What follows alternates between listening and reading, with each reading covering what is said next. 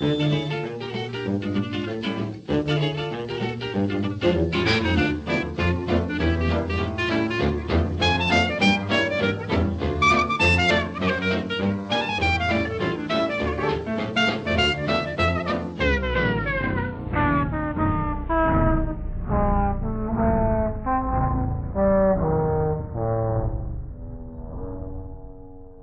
story you are about to hear is based on eyewitness testimony and evidence collected before, during, and after an actual paranormal investigation. The individuals' names and locations have been changed to protect the identities of all persons involved.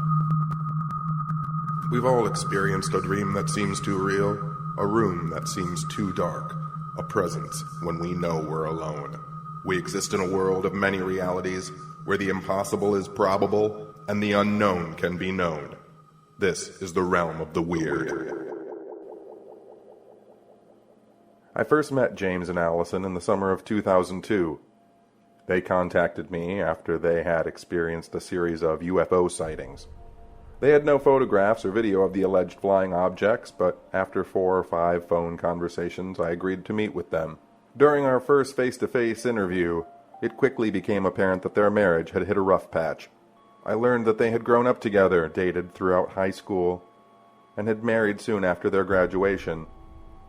The emotional stresses and strains of early childhood experiences and now married life were taking their toll on the couple.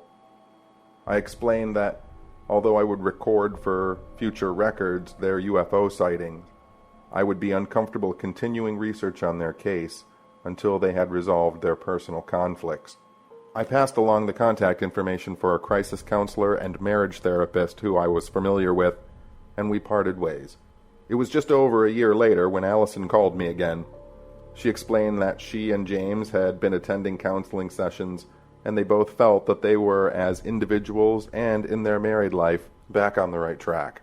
She asked me if I had any interest to come out and meet with them. Although they hadn't seen any more UFOs, she thought I would be interested in the fact that she and James were being abducted by aliens. The way in which she stated the point was so matter-of-fact that at first I thought she was joking. She was not. I asked for permission to speak with the counselor that they had been seeing, and Allison agreed. I told her we would set up a meeting sometime within the next few weeks after I had met with their therapist. Both Allison and James gave consent for me to speak to their counselor, Dr. Jabora, and during my meeting with him he acknowledged that the couple had both been through massive emotional difficulties as children. Allison had come from an abusive family with an alcoholic father and mother who had been killed in a car accident when she was 16, while James had struggled with the loss of his fraternal twin brother Michael.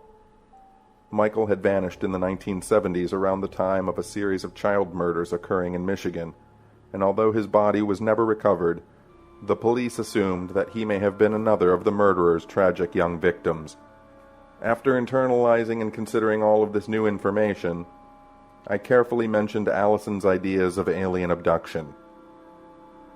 "Have you heard the recording?" the doctor asked me. I told him I had no idea what he was talking about, and he explained that James and Allison were in possession of a tape recording of what they said was a UFO outside of their house. He told me that James had tried to photograph the object, but since there had been no film in his camera, he used the record feature on their answering machine. "Ask them to hear it," he told me. The doctor believed that they were looking for attention, and this little fantasy they created was harmless, and in time it would subside, especially when Allison had the baby. Again, I was shocked. I explained to the doctor that almost a year ago when I met James and Allison, they had briefly mentioned never wanting to have children. Times change, the doctor told me, and as far as he was concerned, he thought that James and Allison being able to deal with their past had perhaps made them ready to change their future. I spoke to the doctor a while longer and left. I remember as I drove away feeling like these clients had so much going on in their lives, and even the fact that they might be hoaxing alien abduction for attention, perhaps it would be better if I talked to them one final time and part company forever. I called them, and a week later I was sitting in their living room. The couple in front of me seemed to be two completely different people, smiling, laughing, energetic, engaging. It was hard to believe that only a year ago they had been at the breaking point. After 15 or 20 minutes, we broached the subject of abduction. Although Allison smiled politely, it was James who seemed slightly nervous. Allison took the lead and began explaining that about 6 months ago, while driving home from a restaurant, a UFO had landed in front of them and taken them aboard. Again, her nonchalant demeanor in discussing the event was almost chilling. Over the past 20 years, I've heard hundreds of abduction stories, but none have ever been told with a trace of happiness. Allison recounted their experience in the car and 2 more at their home, and then James finally spoke. She doesn't remember some of it, and some of it she remembers wrong. His voice was nervous but confident. She's always a little scared at first, he said. Allison rolled her eyes and told him to relax. James finally mentioned the tape recording he had made. You can hear her on the tape, and she's frightened. I asked to hear it, and when James left the room, I explained to Allison that I was curious about her lack of fright during the experience. She stated that maybe she didn't remember things right, but she believed it was all happening for a good reason. James returned with the tape and told me that it was short because he had made it from his answering machine. He pressed play.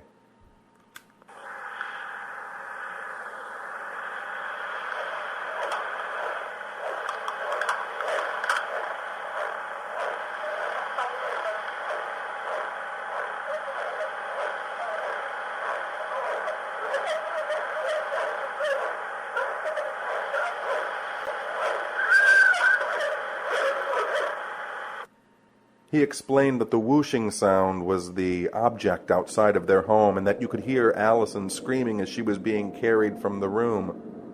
As he explained what was on the tape, I couldn't help but notice how relaxed both of them seemed to be. I had him play the recording a few more times. Take it, he said. You're the guy who collects stuff like this. I took the tape, promising to copy it and return it. Our conversation shifted to their lives and how they were getting along much better these days. Yet every time I tried to turn the conversation back to the abduction story, the 2 of them would answer unenthusiastically. I decided that whatever was happening between them, they were moving forward in their lives, and so I switched the topic to Allison's pregnancy. This was the question that seemed to hit a nerve. I learned that she was due in about 12 weeks. They had already started painting and decorating the baby's room.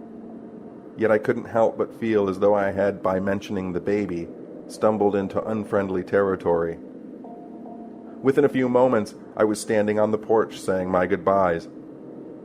James shook my hand, and as I promised to return the tape, he told me not to worry and walked into the house. Allison hugged me, and just before she let go, she whispered, "It's like a trade. James is going to get him back." She kissed my cheek and left me standing outside with more questions than I had arrived with.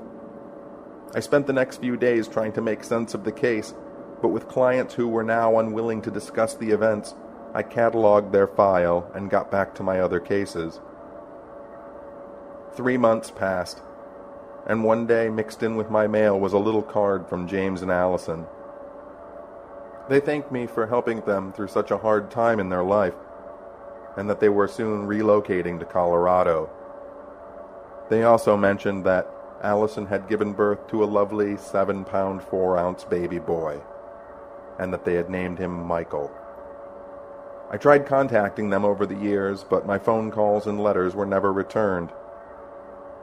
I don't know if James and Allison had ever really been abducted, but on many occasions I remember Allison saying, "It's all happening for a reason," and "It's like a trade. James is getting him back." And when I think of those words, I can't help but wonder if, maybe, a long-lost little boy was in some way returned to his brother from the realm of the weird.